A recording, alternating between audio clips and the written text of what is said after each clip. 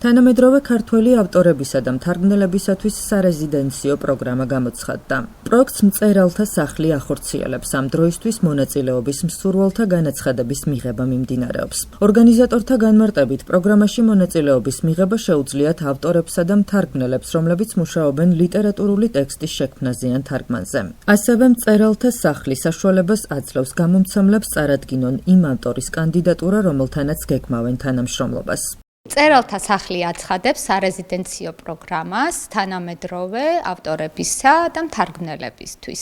მათ საშუალება ეძლევათ მარტის ბოლოს 10 დღის განმავლობაში განთავსდნენ მშვიდ და კომფორტულ გარემოში ჩვენს რეზიდენციაში. მწერალთა სახლის რეზიდენცია ხელს შეუწყობს თანამედროვე ავტორებს და მთარგმნელებს, რომ პოპულარიზაცია მოახდინონ თავიანთი ნაწარმოების, რომელსაც აქ ჩვენს მყუდრო გარემოში დაასრულებენ და ასევე მწერალთა სახლი დაუფინანსებს წიგნის ტირაჟის 50%-ს გამომცემლებთან.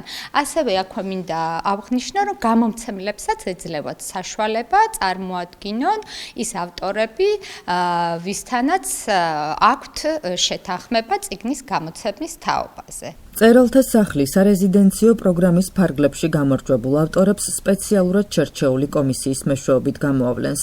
შეგახსენებთ, რომ პროგრამაში მონაწილეობის მსურველთა განაცხადების მიღება 10 მარტს დასრულდება.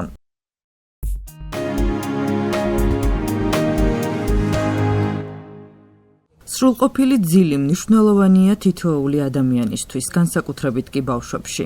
რამდენი საათი უნდა ეძინოს ბავშვს დღე-ღამეში და როგორ დავეხმაროთ მას დაძინებაში. ამ და სხვა აქტუალურ საკითხებზე გვესაუბრება თბილისის სახელმწიფო სამედიცინო უნივერსიტეტის პროფესორი პედიატრი ნინო თოთაძე. როგორც სპეციალისტმა განმარტა, ძილის რეკომენდებული ხანგრძლივობა ასეთია: ახალშობილებისთვის 14-17 საათი, 4-დან 11 თვემდე 12-16 საათი, 1-დან 2 წლამდე ასაკის ბავშვებისთვის 11-14 საათი, 3-დან 4 წლამდე 10-13 საათი, 6-დან 12 წლამდე კი 9-11 საათი, ხოლო 13-დან 18 წლის მოზარდებისთვის აუცილებელია 8-10 საათი ძილი.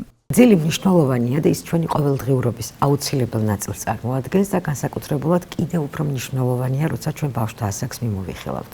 ნაყოფისთვისაც კი მნიშვნელოვანია ძილის და სიფხიზლის პერიოდები და უნდა აღინიშნოს, რომ კვლევები დადასტურებულია, რომ ზოგჯერ ნაყოფის ძილის ფაზები არ ემთხვევა დედის ძილის ფაზებს. თუმცა ეს პრობლემას ნამდვილად არ წარმოადგენს არც ნაყოფის განვითარებისთვის და არც დედის ყოველდღიური ცხოვრების რიტმისთვის.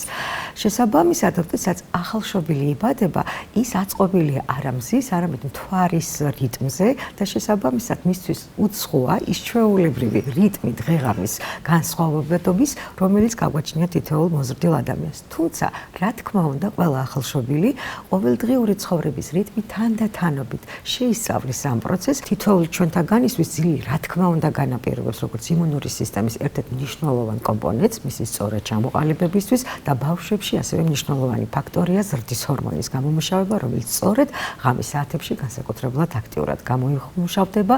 ამიტომ მათი სწორი ზრდა განვითარებისათვის და იმუნური სისტემის ჩამოყალიბებისთვის ძილს ერთ-ერთი მნიშვნელოვანი როლი ენიჭება. პედიატრმა ძილის რეჟიმის დარღვევაზეც ისაუბრა და მშვიდი ძილისთვის საჭირო პირობებზე გაამახვილა ყურადღება. ნინო თოთაძემ ამ საკითხზე მშობლებისთვის გარკვეული რეკომენდაცია გასცა. რა თქმა უნდა, ერთ-ერთი მნიშვნელოვანია ბავშვის მშვიდი ძილისთვის ამ შემთხვევაში, რომ იყოს სიმშვიდე მისი ძილის პერიოდში, არ იყოს ოთახში, მის ოთახში, სადაც ბავშვს ძინავს შინაური ცხოველები და შეიძლება იყოს ასევე თუნდაც გალიაში რომელიმე ფრინველი და ასე შემდგომ, ანუ ბავშვის სახლში რა თქმა უნდა რეკომენდებულია, მაგრამ ბავშვის ოთახში არა. მათი სწორი მშვიდი ძილისთვის ასევე მნიშვნელოვანია იყოს სიმშვიდე, მის საწოლში არ იყოს რბილი სათამაშოები ან ზედმეტი ნივთები. არ არის რეკომენდებული დედამ დაიძინოს ბავშვთან ერთად, თუნდაც კვების პერიოდში, თუნდაც კვებას გულისხმობ და მნიშვნელოვანია ასევე, რომ ბავშვს ეძინოს სწორ ზედაპირზე. არ არის რეკომენდებული ბავშვს ეძინოს მუცელზე, რომელიც ერთ-ერთ მნიშვნელოვან პრობლემას წარმოადგენს. ასევე მნიშვნელოვანია გავითვალისწინოთ, რომ გაეღვიძათ ტირილით, ხშირად შემაშფოთებელია მშობლებისთვის, მაგრამ მნიშვნელოვანია, რომ თქმილი საალერსო სიტყვები არ დავიშუროთ მათთვის, შეიძლება ავიყვანოთ კიდეც ხელში, ჩაეხუტოს დედა, მოეფეროს ან დედა ან მამა რომელიმე მშობელი, რომელიც მას საშუალებას მისცემს, რომ შვიდად გააგრძელოს სიკვდილი. რაც შეეხება უკვე მოზრდილი ბავშვებისთვის, ასევე მნიშვნელოვნად რეკომენდებულია მშვიდი ძილი და შესაბამისად დაცული იყოს ძილის პერიოდამდე გარკვეული დრო, თუნდაც 1-2 საათი, როცა მათ აქტიური ურთიერთობა არ ექნებათ ეგრეთ წოდებულ გაჯეტებთან და ეს იქნება მისი სიმშვიდის პერიოდი.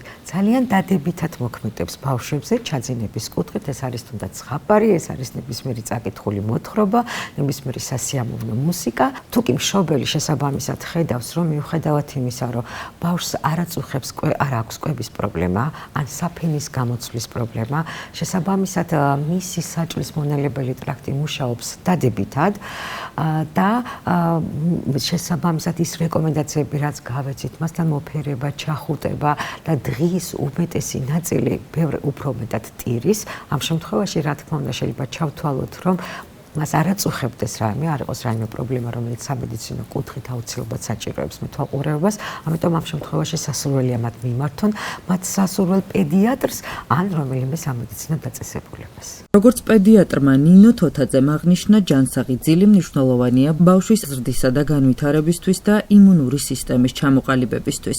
მისი განცხადებით, აუცილებელია ძილის წინ ეკრანთან გატარებული დროის ხანგრძლივობის მაქსიმალურად შეზღუდვა.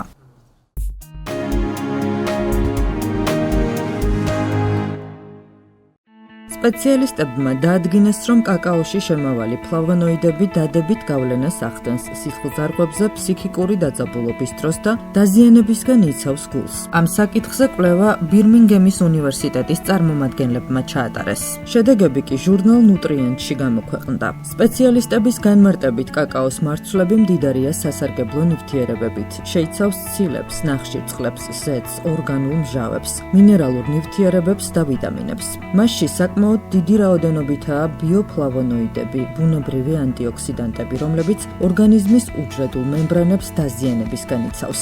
მეცნიერების მტკიცებით, ფლავონოიდებით მდიდარი კაკაოს რეგულარული მიღება შეიძლება ეფექტური მეთოდი იყოს სტრესის შემდეგ და ასეთ ვითარებაში სისხლის მიმოქცევის გასაუმჯობესებლად. სასიამოვნო გემო კი ხელს უწყობს ორგანიზმში ენდორფინებისა და სეროტონინის გამომუშავებას, რომლებიც დეპრესიასთან ბრძოლაში ეხმარება ადამიანს. სპეციალისტების განცხადებით, კაკაოს ფხვნილის შემცველი პროდუქტების გადაჭარბებულმა მოხმარებამ შეიძლება ალერგიული რეაქციები გამოიწვიოს. რეკომენდებული რაოდენობაა 1 ფინჯანი დღე-გამოშვებით ან დღეში ერთხელ. ალერგიული რეაქციებისადმი მიდრეკილი ადამიანების გარდა, კაკაოს მიღება უნდა შეზღუდონ ორსულმა და მეძუძურმა ქალებმა. ასევე ის არ უნდა შედიოდეს 3 წლამდე ბავშვობის კვებაში. ექიმები გვირჩევენ, რომ გამზადებული სასმელი კი არ შევიძინოთ, რომელიც დიდი რაოდენობით შაქარსა და ნაღებს შეიცავს, არამედ თავად მოვამზადოთ სუფთა კაკაოს ფხვნილისგან.